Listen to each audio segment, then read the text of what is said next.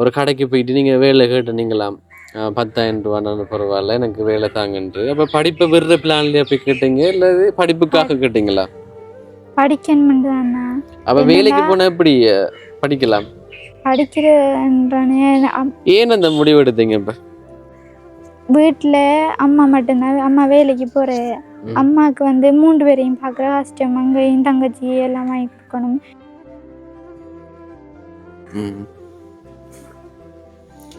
இதில் தான் சமைக்கிறீங்க.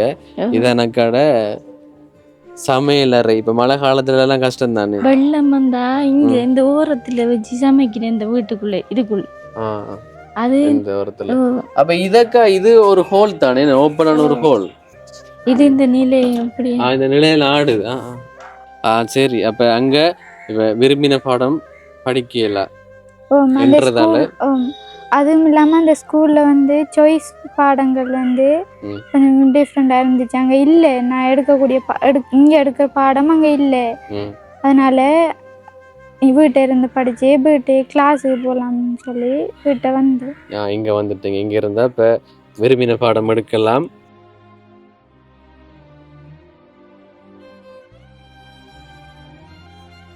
அந்த பிள்ளை சொல்லிருக்கு, இப்போ நான் 9 பாடமும் பாஸ் பண்ணியிருக்கிற நோயல்ல, ஆனால் படிக்கிறதுக்குரிய வசதி இல்லாமல் இருக்கு.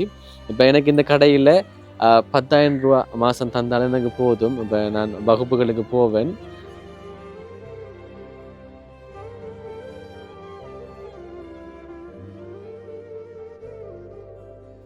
கட்டாயமாக உதவி தேவை. இப்போ என்ன சொல்கிற, முதலாவது இப்போ கல்விக்கான உதவி பிள்ளைக்கு 2-3 பிள்ளைகளே, நம்ம 3 பிள்ளைகள். அடுத்து இந்த வீடு கொஞ்சம் மோசமாக இருக்காம்.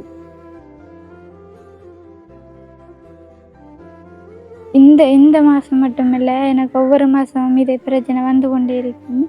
அதே போல் எனக்கு அதே உதவியை தொடர்ந்து செஞ்சு தரணும். நான் நல்லா படிப்பேன், நல்லா படித்து எனக்கு உதவி செஞ்சவங்களை போய் மறக்க மாட்டேன்.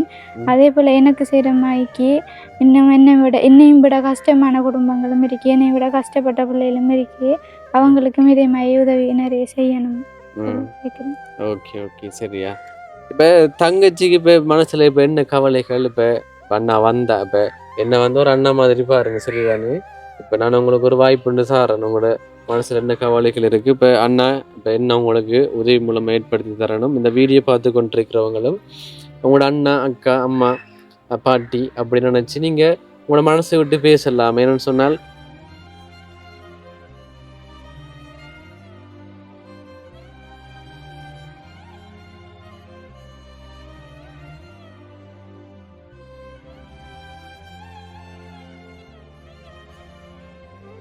தமிழ் பேசும் உறவுகள் அனைவருக்கு வணக்கம். இன்றைய காணொளி, இன்றைய தினம் நான் எங்கே வந்திருக்கிறேன் என்றால் மட்டக்களப்பு மாவட்டம் வந்தாறுமூலை என்ற இடத்துக்கு தான் வந்திருக்கிறேன்.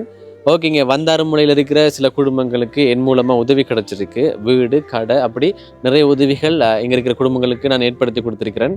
ரொம்பவே சந்தோஷமாக இருக்குது. இப்போ என் மூலமாக வந்தாறுமூலை என்ற இடத்துல உதவிகள் நடந்திருக்கு தானே. ஓகே, இப்போ ஒரு புதிய குடும்பத்தை நான் பார்க்க போகிறேன். இப்போ இவங்க எப்படி எனக்கு அறிமுகமாகினென்றால், இப்போ நான் உடுப்பு கடைக்கு போனேன். நான் ஒரு கிழமைக்கு முதல் அங்கே போய் இப்போ நான் உடுப்பு எடுக்கும்போது எனக்கு தெரிஞ்ச ஒரு நண்பர் ஒரு ஆள் இருந்தார். நண்பர் ஒரு சொன்னார். என்ன சொன்னார் என்றால், இப்போ இந்த கடைக்கு ஒரு பிள்ளை வேலை கேட்டு வந்தது. பார்க்கும்போது படிக்கிற பிள்ளையா தெரிஞ்சது, சின்ன பிள்ளை. அப்போ அவர் கூப்பிட்டு கேட்டிருக்கிறாரு, இப்போ இதற்காக இங்கே வந்தேங்கன்னு கேட்க. அந்த பிள்ளை சொல்லிருக்கு, இப்போ நான் 9 பாடமும் பாஸ் பண்ணியிருக்கிற நோயல்ல, ஆனால் படிக்கிறதுக்குரிய வசதி இல்லாமல் இருக்கு.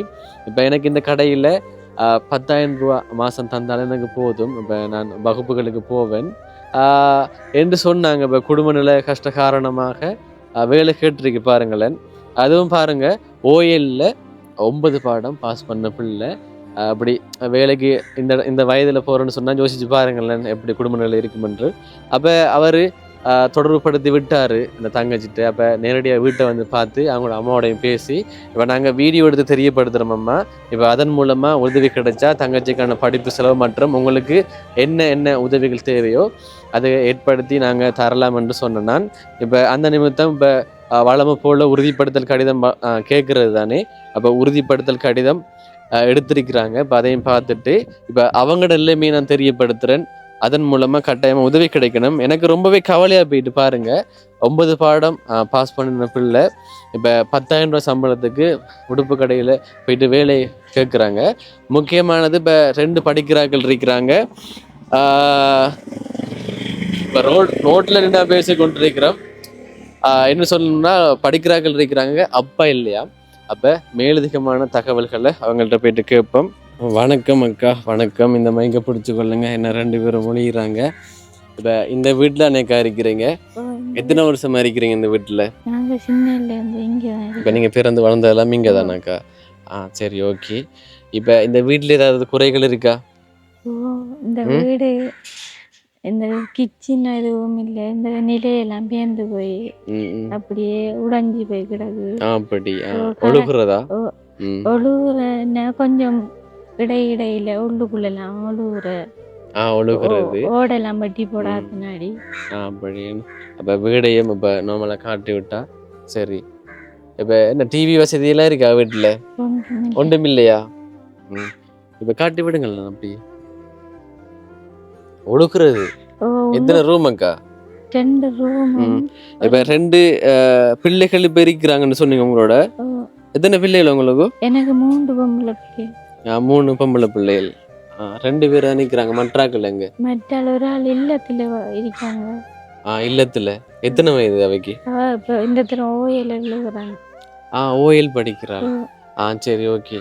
வாங்க 2 பேரும் வாங்க. இப்ப மற்ற 2 பெண் பிள்ளைகள் நிற்கிறாங்க. இப்போ முக்கியமான நாள். இப்போ நான் முன்னுக்கு ஓப்பனிங்கில் பேசின ஒரு விஷயம் ஒன்று இருக்குதானே. இப்போ இவ புடவை கடைக்கு போயிட்டு, உடுப்பு கடையில் போயிட்டு வேலையை கேட்டது தெரியுமா உங்களுக்கு? எனக்கு தெரியாது. உங்களுக்கு தெரியாதா? நாங்க வேலைக்கு போறதானே. இவங்க என்ன வேலைக்கு போறீங்கக்கா? நான் இப்போ சின்னல கல்யாணம் கட்டினதுக்கு பிறகு கஷ்டப்பட்டு இவங்களை பார்க்க ஒருத்தரும் இல்லாம ஒரு பொடியனை பார்த்தேன். நான் ஒரு டீச்சர் பொடியனை. அவங்க வளர்ந்தது பிறகு எனக்கு அந்த காசு போதுமானதா இல்லை. எனக்கு இவங்களையும் பாக்குறதுக்கும் ஒருத்தரும் இல்லை, ஒரு உதவியும் எனக்கு கிடைக்கிறதும் இல்லை. அப்ப கணவர் அவர் செத்து 7 வருஷம் செத்துட்டாரு. அப்ப ஒரு பொடியனை பார்த்த நீங்க அவங்க 1500 அப்படி தருவாங்க. எனக்கு அதை வச்சு இவங்களுக்கு பார்த்து கூட இல்லாம அப்புறம் நெசவு அவருக்கு நெசவு வேலைக்கு போனா நெசவு கைத்தறி சாரி தைக்கிறதுக்கு அங்க சாரி வெட்டினா தான் இது காசு. அங்க இடையில இவங்களுக்கு சோம் இல்லாம நின்றுட்டேன். நான் சின்ன விட்டு விட்டு போறதுனாடி சோம் இல்லாம நின்றுட்டேன். நின்று அங்க அந்த போன மாசத்து சம்பள காசு போய் கேட்க அவ தரல. எனக்கு அது சாப்பாட்டுக்கு நிறைய கஷ்டமா இருந்தது. அங்க இப்ப நீங்க இந்த காமன்ஸ்க்கு போகல, காமன்ஸ்க்கு இல்ல பிரைவேட்டா ஒரு இடத்துல வேலை செய்றீங்க, தைக்கிற வேலை. இல்ல காமன்ஸ்க்கு தான் போறேன். இந்த வேலை செஞ்சு காணாம காமன்ஸ்க்கு போறேன். எனக்கு அந்த சம்பளம் இவங்களை பார்த்துக்கொள்ள இவங்களோட தேவையில பூர்த்தி செய்ய கணவன் இல்லாம இப்ப 3 பெண் பிள்ளைகளை உங்களோட உழைப்பால பார்த்துக்கொள்ள முடியாது. அப்ப இப்படித்தானே இப்ப போதியளவான வருமானம் இல்ல. எனக்கு சின்ன கலண்டா ஒரு மாதிரி நான் பொய்ய சொல்லியாச்சு. இவங்களை கேட்டா கேட்கறத வாங்கி கொடுக்காம இருக்கலாம். இப்ப இவங்க வளர்ந்ததுனாடி எனக்கு கேட்கறத கட்டாயம் வாங்கி கொடுக்கணும். சின்ன கண்டா இப்ப இப்படி இல்லம்மா இப்படி கண்டு என்னது பொய்யனால சொல்லிடலாம். அவங்கள்ட்ட ஏமாத்திலாது தானே நான். அதனால எனக்கு அவங்க கேட்கறதும் இல்லை. எனக்கு கேட்டோன்னே எனக்கு கவலை மாதிரி. நான் தான் ஆசைப்பட்டது எதுவும் நடக்கல. நான் ஆசைப்படுறதும் நடக்கிறதும் இல்லை, எனக்கு கிடைக்கிறதும் இல்லை. என்னக்கு ஆசைப்பட்டீங்க? என்ன கிடைக்கல? வாழ்க்கை சந்தோஷமா இருக்கணும், நான் ஹஸ்பண்டோட சேர்ந்திருக்கணும்னு நினைச்ச வாழ்க்கையும் எனக்கு அமையலை. இவங்களை படிக்க வைக்கணுமன்ற இப்ப இருக்கிற ஒரு குறிக்கோள் எனக்கு. இவங்களை படிக்க வச்சு நான் இவங்களுக்கு ஒரு வேலை எடுத்து கொடுக்கணுமன்றேன். என்ன இவங்க குறவு பார்க்காட்டி எனக்கு கவலை இல்லை. இவங்க படிக்கணும், படிச்சு எங்களை கழிச்சு வச்சு உங்களுக்கு எதுக்கு நாங்க நல்லா இருக்கணும். அப்ப உங்களோட சகோதரங்களும் உங்களோட அம்மா அப்பா வயலுக்கு இருக்கிறவங்க. அவங்க கஷ்டம். அப்பா கூலிக்கு தான் மீன் பிடிக்க போற கூலி வேலை செய்யற.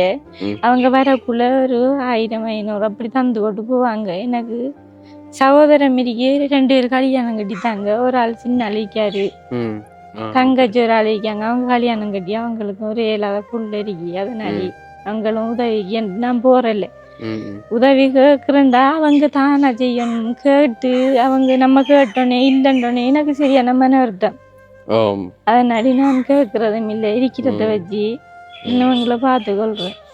அப்படி என்ன இப்போ 7 வருடங்களா இப்போ கஷ்டப்படுறீங்க இப்போ பிள்ளைகளை வளர்க்குறதுக்கு.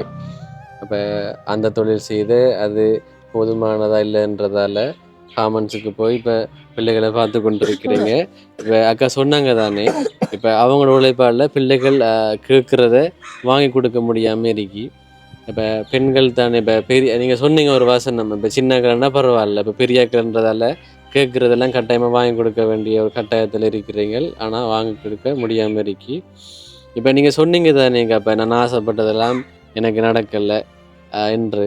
அப்போ கணவனோட வாழல்ன்றது தானே மற்றது மற்றது நான் இப்போ இந்த வீடெல்லாம் திருத்தி நான் எல்லாரையும் போல பிள்ளைகளும் என்னோட வீட்டில் இருந்துட்டு செய்யணும் சந்தோஷமா இருக்கணுமெண்டு எனக்கு ஆசை. நான் ஒரு பக்கம் வேலைக்கு போறேன், அவங்க ஒரு பக்கம் இருக்கிறேன்.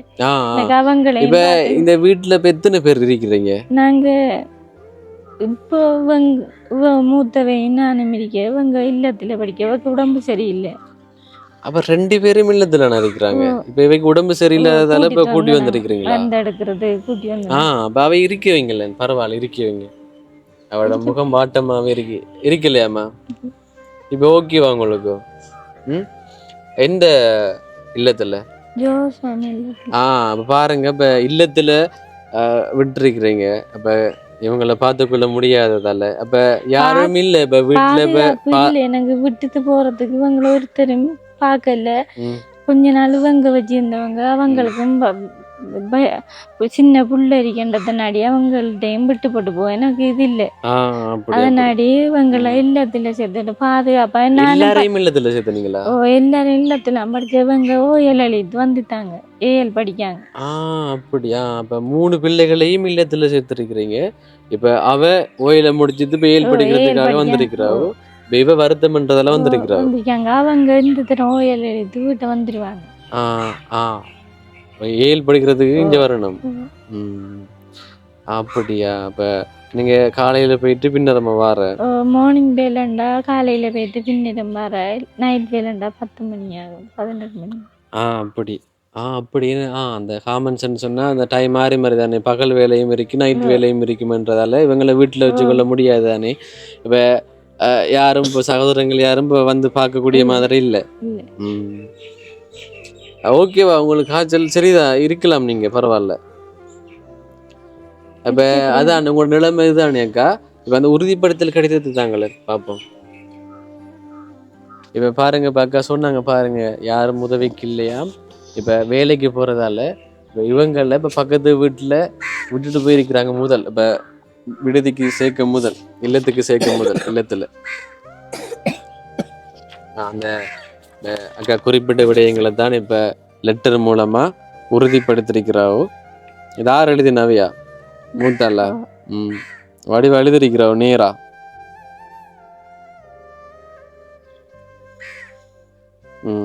சரியா? இந்த வச்சுக்கொள்ளுங்கள். அப்ப 3 பிள்ளைகளுக்கான செலவுகளுக்கு அப்ப இல்லத்துல நீங்க வைக்கிறீங்க தானே, இல்லத்துல கொண்டு இவங்களை வைக்கிறீங்க. இப்ப அதுக்கு எவ்வளவு செலவாக்கா? அப்ப நீங்க தெளிவா சொல்லுங்களேன். இப்ப சில பேர் இப்படி எடுத்துக்கொள்வாங்க, இப்ப இவங்களை இல்லத்துல நீங்க விடுறதால இப்ப இல்லாக்களே வந்து உங்களோட செலவெல்லாம் பார்த்து கொள்ளுவாங்க என்றும் எடுத்துக்கொள்ளலாம் தானே சில பேர். அப்படியா இல்ல செலவெல்லாம் நீங்களா பாக்குற? இல்லைன்னா அவங்க பாதுகாப்புக்கு தானே பாதுகாப்புக்கு மட்டும் இவங்களுக்கு சாமான்கள் சில நேரம் அவங்க கொடுக்குறவங்க இவருக்கு பிரச்சனை இல்ல. அவ பெரியாக்கள் பெரியாக்கள்கிட்ட சாமான் வாங்கிட்டு சொல்றவங்க. அப்படி அப்ப எவ்வளவு அவைக்கு செலவாகும் மாதம்? அது அவங்க கேக்குறீங்க ஒரு 5000 ரூபாய் மாதம். இல்ல சாப்பாடு செலவெல்லாம் நீங்களா பாக்குறேன். நான் இங்க இருந்து போக்குள்ள சாப்பாடு எல்லாருக்கும் எந்த புள்ள மட்டும் புள்ள இல்லையா, எல்லாரும் புள்ள இல்லைன்னு போட்டு நான் எல்லாருக்கும் சேர்த்து வாங்கிட்டு போறேன். என்கிட்ட இருக்கிற வசதிக்கு ஏற்ற மாதிரி வாங்கிட்டு போவேன், எல்லாரும் பிரிச்சு சாப்பிடுங்க. அதனாடி அவங்க நினைச்ச நேரம் அந்த ஷூவை தச்சு தர சொல்லி தருவாங்க, யூனிஃபார்த்தை தச்சு தர சொல்லி. சில நேரம் எங்கேயும் கோயில் அதுகளுக்கு போனா ஏதோ வள்ளி காப்பு சாமம் மாலை அது இது வாங்கி தர சொல்லுவாங்க. அப்படியா? அப்படி காசுகளும் எதுக்கும் தேவைண்டா கேட்பாங்க, கால் பண்ணி இப்படி இவ்வளவு தேவைமான்னு கேட்பாங்க. கேட்டா நீ நான் சம்பளத்தை எடுத்து அந்த சம்பளத்துல இவருக்கு டியூஷன் காசுல இருந்து எல்லாம் எனக்கு அது காணாது. டியூஷன் காசு சில நேரம் 2-3 மாசமா இப்ப தண்ணி வில்ல வட்டிட்டு வந்தவங்க நான் ஒரு 3000 ரூபாய் காசு இரவாசி காசு தான் கட்டினேன். தண்ணி வில்லு. அப்ப கரண்ட் வசதி எல்லாம் இருக்குதானே? அப்ப தண்ணி வில்லு கட்டுறது கூட பணம் போதாம இருக்கு. தண்ணி வில்லு இவங்கட தேவைக்கு எனக்கு அது காணாது. அது நான் எனக்கு ஒருத்தட்ட எங்க கடன் கேட்டாலும் கொடுக்கறதுக்கு ஒரு வழி இல்லை எனக்கு. அதனால கடன் கேட்கறதும் இல்லை. ஏண்டா கடன் நம்பிக்கை இன்னாட்டு வாங்கினா எனக்கு கொடுக்க வசதி இருக்கேன்டா மட்டும்தான் வாங்கலாம். இல்லைண்டா அவங்ககிட்டையும் வந்து வாசல்ல வந்து திணிக்கிறது எனக்கு அது விருப்பம் இல்லாதனால நாங்க ஒருத்தட்டையும் கடன் கேட்கறதும் இல்லை. அப்படி என்னக்கா? அப்ப இப்ப என்னக்கா இப்ப உங்களோட மனசுல இப்ப என்ன கவலை? இப்ப உங்களோட அடுத்த கட்டமா என்ன யோசிச்சிருக்கிறீங்க? இப்ப 3 பெண்கள், 3 பெண்களுக்கு இப்ப ஒரே வீடு, இப்ப என்ன 3 பெண்கள் தானே, இப்ப செலவுகளும் கூடுதலா தானே இருக்கும். இப்ப என்ன யோசிச்சிருக்கிறீங்க? இப்ப உங்களோட 3 பிள்ளைகள்ல இப்ப யாருக்கு இப்ப கட்டாயமா உதவிகள் தேவைப்படுது? இப்ப உங்களோட மனசுல என்ன கவலைகள்ன்றத சொல்ல முடியுமா? எனக்கு இவங்க ஸ்கூலுக்கு போறதுக்கு சைக்கிள், பஸ்ஸுக்கு பார்த்து நிக்கிறவங்க, திரும்பி வரவங்க சைக்கிள் வேணும். சைக்கிள் இப்ப முக்கியமா இப்ப நான் அந்த பிள்ளையோட விஷயம்ன்றது வேற இருக்கட்டும், அது அந்த பிள்ளையோட நான் பேசுறேன். இப்ப கட்டாயமா இப்ப நீங்க இப்ப என்னட்ட உதவி கேட்பீங்க, கட்டாயமா நான் வந்தா இதை நான் சொல்லணும், இந்த உதவி என்னட்ட இருந்து வாங்கணும்ன்ற மாதிரி உங்களுக்கு ஒன்று இருக்குந்தானே? அப்ப கிச்சன் எல்லாம் இல்லையா? எதுல சமைக்கிறப்ப நாங்க வீட்டுக்குள்ள எல்லாத்தையும் வட்டி எடுத்து உள்ளுக்குள்ள அந்த அங்கால இருக்கிற கிச்சன் பக்கம் கொண்டு போய்தான் வச்சு சமைச்சு பார்க்கலாம். அதான் கிச்சன் இல்லையா? இப்ப இது வந்து நீங்க கட்டினதா உங்களோட சொந்த வீடு வளவு தானே? அம்மா இந்த இருக்கிறது இல்லையா? இதுலதான் சமைக்கிறீங்க. இதனக்கட சமையல் அறை. இப்ப மழை காலத்துல எல்லாம் கஷ்டம் தானே? வெள்ளம் வந்தா இங்க இந்த ஓரத்துல வச்சு சமைக்கிறேன், இந்த வீட்டுக்குள்ள இதுக்குள்ள அது இந்த ஓரத்துல. அப்ப இதக்கா இது ஒரு ஹோல் தானே, ஓப்பனான ஒரு ஹோல். இது இந்த நிலையம் அப்படி இந்த நிலையில ஆடுது. அப்ப இந்த வேலை உங்களுக்கு இப்ப சரி வருமா? இப்ப இதுவரை காலத்துக்கும் இப்ப ஹாஸ்டல்ல இருந்ததால எனக்கு அது அவசியப்படல. இப்ப இவங்க வீட்டை இப்ப இவங்களும் வந்துட்டாங்க, அவங்களும் போயல வீட்டை வந்துடுவாங்க. அந்த மத்த பிள்ளையும் வந்துடும், பாதுகாப்பா இருக்கிறது. எனக்கு இந்த கதவெல்லாம் வந்து இல்ல அப்படி வந்துருமா? அது இங்கலையுமா? இல்ல ஒரு பக்கம். அப்ப இது மட்டும் தானே? இந்த ரூம் எல்லாம் ஓகேவா? அந்த ரூம் எல்லாம் ஓகே. எனக்கு இந்த வல்பு சாமான் இதுகள் எல்லாம் பேந்து போய் கிடக்கு.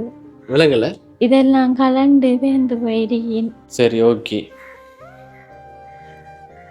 இப்ப என்னக்க சொன்னீங்க? எனக்கு இந்த சூஜிகள், அந்த ரிப்பு, அந்த அதெல்லாம் அப்படியே கொண்டு வந்து விழுது. இதுல கரண்ட் எல்லாம் அடிக்காது. இல்ல டிவி இருக்குதானே, வேலை செய்யாது. இந்த ரூம் வந்து ஒரு ஹாலும் 2 ரூமும் கிச்சன் இல்ல. அது சாமியார் அது. இது ஒரு பெட்ரூம். சரி. இப்ப இதுக்கெல்லாம் கதவெல்லாம் இருக்கு தானே? இதுக்கு இல்ல, சாமியாருக்கு இல்ல. முன் கதவுக்கா ஓகேவா? அது இது அப்ப அதான் மோசமா இருக்கு வீடு, அப்படித்தானே? சரி, இப்ப நான் பார்த்துட்டு இருந்தானே, இப்ப நம்ம தெளிவா காட்டிருக்கிறோம். இப்ப இந்த கதவு தான் பாருங்க அப்படி என்று. இந்த கதவு தான் இந்த மோசமா இருக்கு இதால. சரி, இப்ப தங்கச்சியோட பேசுவோம். இப்ப தங்கச்சியோட பேர் என்ன? விஜிதா. சரி, ஓகே. இப்ப நீங்க எத்தனை வருஷமா ஹாஸ்டல்ல இருந்தீங்க? 6 வருஷம். 6 வருஷம். சரி. இப்ப 6 வருஷம் படிப்பை முடிச்சுட்டு 6 வருஷம் படிப்பை முடிச்சுட்டு இப்ப ஏஎல் படிக்கிறதுக்காக இங்க வந்திருக்கிறீங்க. அப்ப ஹாஸ்டல்ல ஏஎல் படிக்கலாதா? ஹாஸ்டல்ல படிக்கலாம். இப்படி நம்ம கிளாஸுக்கெல்லாம் வெளியில போக விட மாட்டாங்க. ஓஎலுக்கும் அப்படியே தான் இருந்து படிச்சேன். வெளில கிளாஸ் போகல, ஸ்கூலில் தரதை மட்டும் படித்தேன். இப்போ எல்லா பிள்ளைகளும் வெளில கிளாஸ் போவாங்க.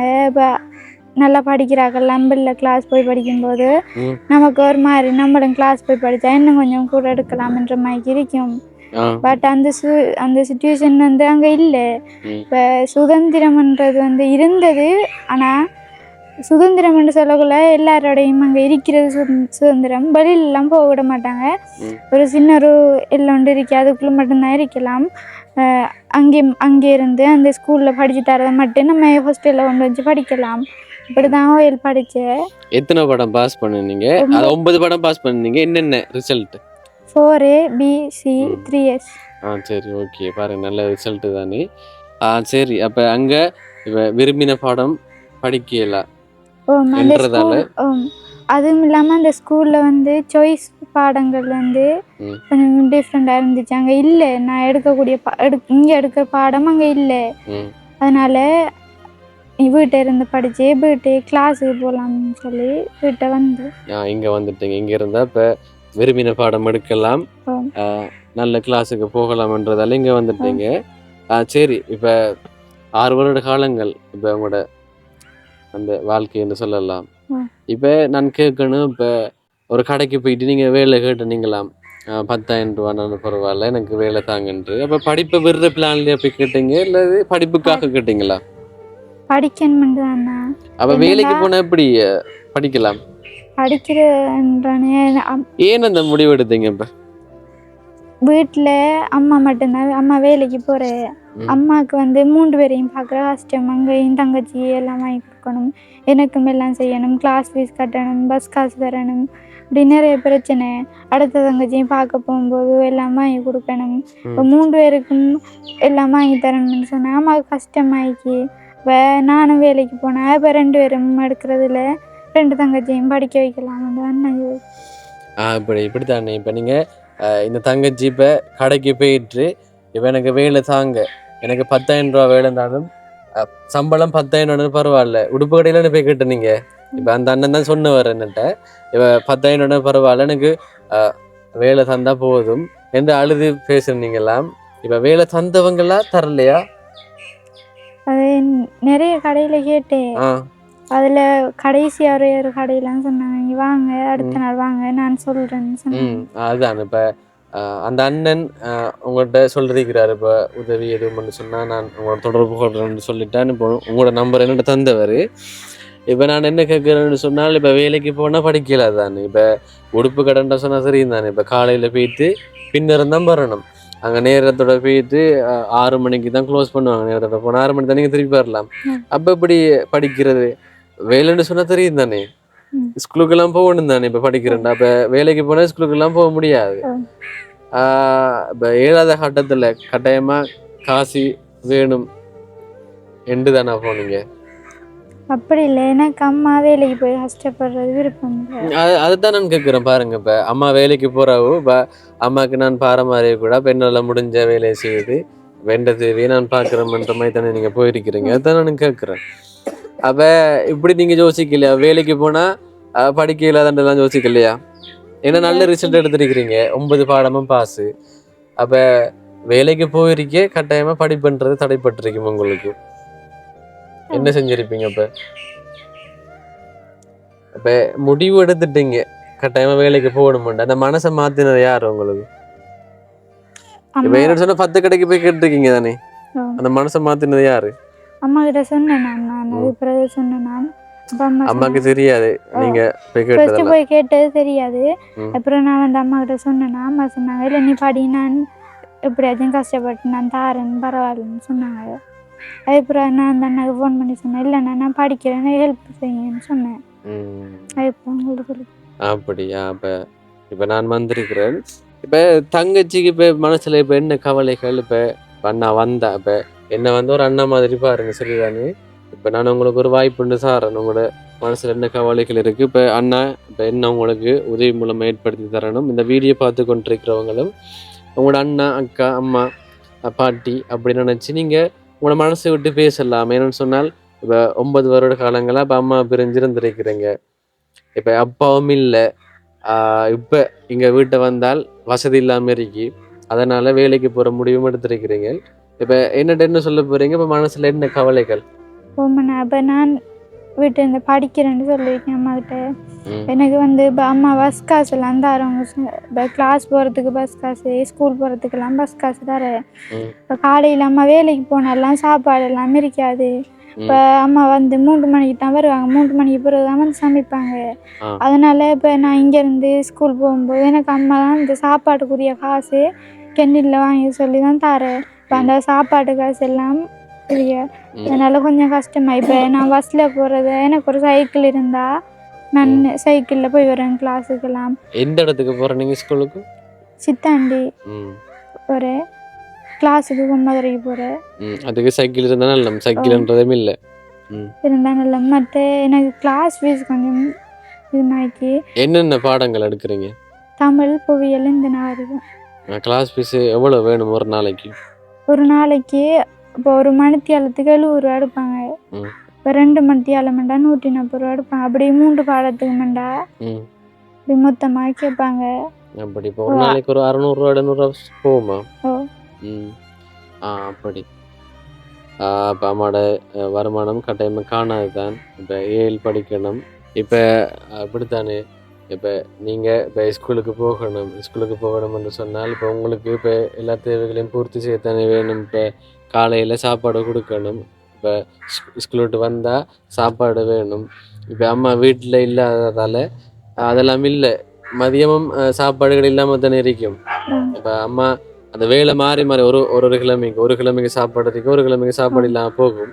இப்போ அந்த வேலை மாறி பகல் வேலை நைட் வேலை அந்த சமயத்தில் இப்போ அந்த பிரச்சனைகள் தானே என்ன. அப்போ அப்பா பார்த்து நீங்கள் என்ன சொல்ல போறீங்க? உங்களோட அப்பா இல்லை, இப்போ உங்களுக்கு அந்த ஞாபகங்கள்லாம் இருக்கா? இப்போ அப்பா உங்களை நல்லா பார்த்தவரா? எப்படி இருந்தவர் உங்களோட அப்பா? அப்பா வந்து முதல் நல்லா தான் பார்த்தவங்க. கடைசி தங்கச்சி பிறந்த வரைக்கும் நல்லா பார்த்தவங்க. அதுக்கு பிறகு எங்களுக்கு உண்மையாக என்ன பிரச்சனைன்னு தெரியலை. எனக்கு தெரிஞ்சு யாரோடையோ வேறு யாரோடையோ பக்கத்தொடர்புன்னு சொன்னாங்க அம்மா. அவங்களோட கொழும்புக்கு போய் அங்கே தான் ஏதோ பிரச்சனை நடந்துன்னு சொல்லி தூக்கப்பட்டு செத்தையாம் சொன்னாங்க. அப்போ இறந்துட்டார் அவர். அப்போ அவர் இறக்கும் போது கூட உங்களோட இல்லை அவர்? இல்லை. அப்படி. சரி, ஓகே. இப்போ பாருங்க, இப்போ தங்கச்சி சொல்கிறாங்க, என்ன சொல்கிற சூழ்நிலை பாருங்களேன். வீட்டில் யாரும் இல்லாததால் இப்போ ஒரு பாட்டி இருந்தாலும் இப்போ நீங்கள் பாட்டியோட இருக்கலாம். இப்போ அம்மா மட்டும்தான். இப்போ அம்மா வந்து 3 பிள்ளைகளை ஹாஸ்டலில் விட்டுட்டு வேலைக்கு போயிட்டு பிள்ளைகளை பார்த்து கொண்டு வந்திருக்கிறாங்க. இப்போ இந்த பிள்ளைகளுக்கு இப்போ வயசு கூடுதான். இப்போ சின்ன வயசுனாலும் பரவாயில்ல. இப்போ பெரிய வயதாகும் போது படிக்கிற சம்மந்தமாக வீட்டை வந்தால் இப்போ வீட்டில் பாதுகாப்புன்றது இல்லை. இப்போ சாப்பாடுகளுக்கு பிரச்சனை.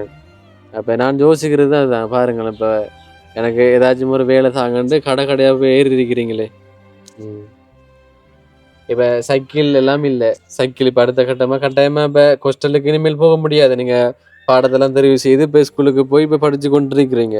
அப்போ கட்டாயமாக இனிமேல் இங்கே தானே இருக்கணும். பாதுகாப்புன்றதும் இல்லை. அடுத்தது இப்போ போதுமான வசதி இல்லை. சரி, இப்போ வேற ஏதாச்சும் சொல்ல போறீங்களா?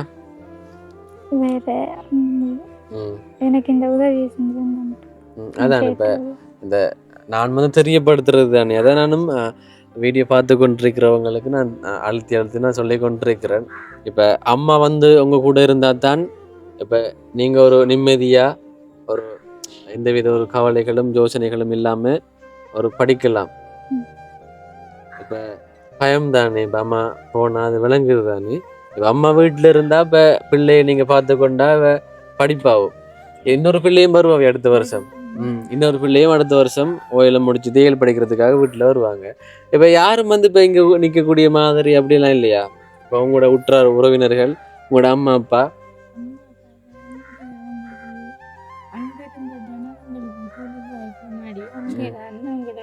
நிரந்தரமாக அங்கே அடிக்கிறவங்க. அதனாடி அவங்க வர மாட்டாங்க. அவங்களுக்கு அதால மீன் பிடிச்சி சாப்பாடு சாப்பிட்றதுனாடி அங்கேயே வீடெல்லாம் அவங்களுக்கு அங்கே இடிக்கி. அப்படியா? சரி, ஓகே. இப்போ என்ன சொல்லணும்ன்றால் இப்போ உங்களுக்கு உதவி ஒன்று நாங்கள் இப்போ ஏற்படுத்தி தரணும்னு சொன்னால் என்ன உதவி? இப்போ நீங்கள் நல்லா படிக்கணும் சந்தோஷமா அப்படின்னு சொன்னால் நாங்கள் என்ன செய்து தரணும்? எனக்கு ஒரு சைக்கிள் வேணும், மற்றது எனக்கு கிளாஸ் ஃபீஸ் கட்டணும். அடுத்தது இப்போ அம்மா இல்லாமல் போயிடுவாங்க வீட்டில்.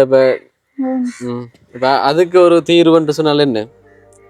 எனக்கு அப்படி அம்மா என்னோட இருக்கணுமெண்டா இந்த வீடை திருத்தி அங்கால எனக்கு எங்களுக்கு கிச்சன்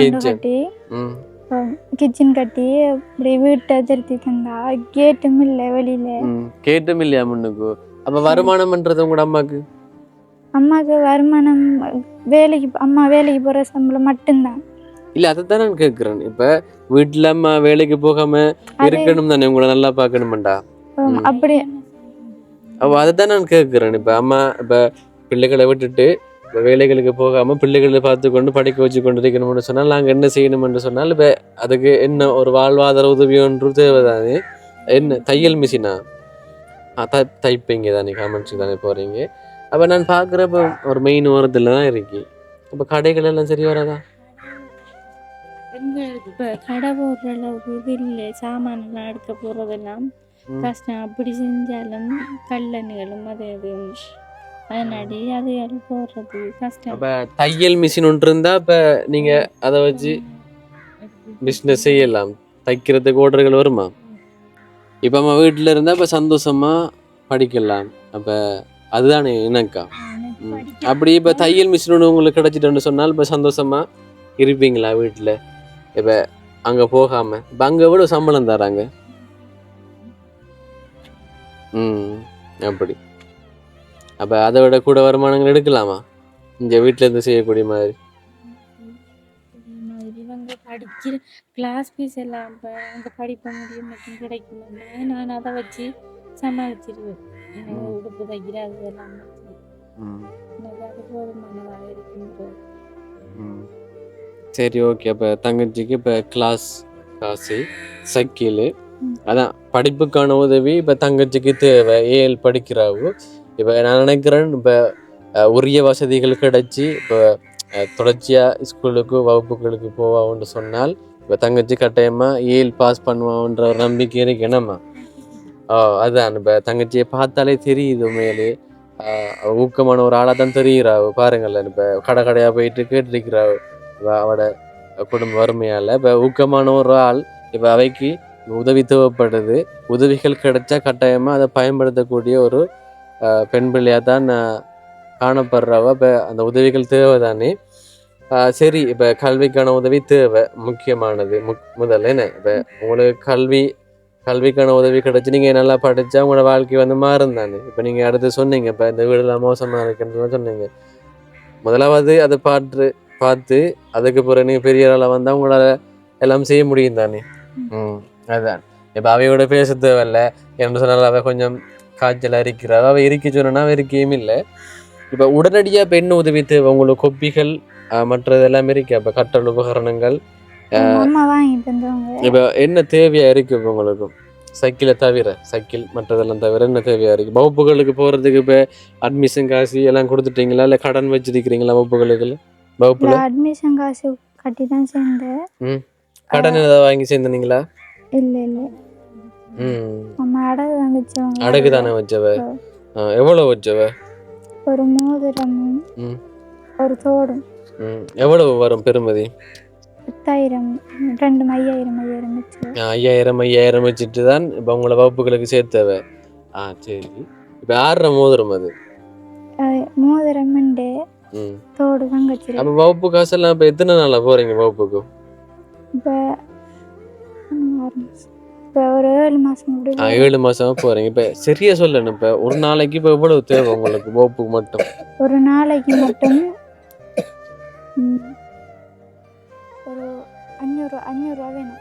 ஒரு நாளைக்கு மட்டும் 500 ரூபா வேணும். போக்குவரத்தெல்லாம் சேர்த்தா?